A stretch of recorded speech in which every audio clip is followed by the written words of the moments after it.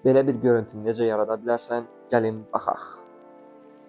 Ümumiyyətlə dostlar, sadəcə bir strok xətt çəkirsiniz və daha sonra Effect, Distort and Transform və buradan ziqzaq bölməsinə daxil olursunuz. Ziqzaq bölməsinə daxil olub özünüzə uyğun olan settingsləri eləyirsiniz və bir dənə burada point-dən smooth eləməyiniz vacibdir.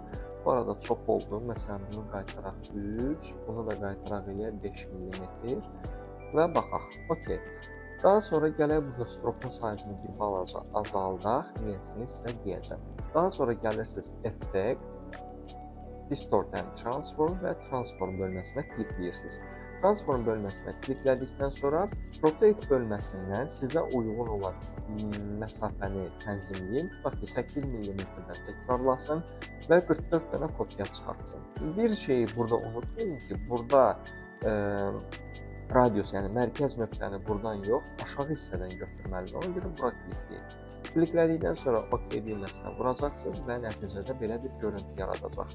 Bununla kifayətlənmirik. Shift W bölməsinə klikləyirsiniz və yuxarı təpə nöqtədən tutaraq bunu istədiyiniz genişlikdə tənzimləyirsiniz. Vəssalam. Burada artıq istədiyiniz kimi strokun sayını artırıb azalda bilərsiniz və nəticə etibarilə istədiyiniz görüntünü əldə etmiş olacaqsınız. Bu və daha maraqlı videolar üçün videonu bəyənməyi və rəy bildirməyinizi unutmayın.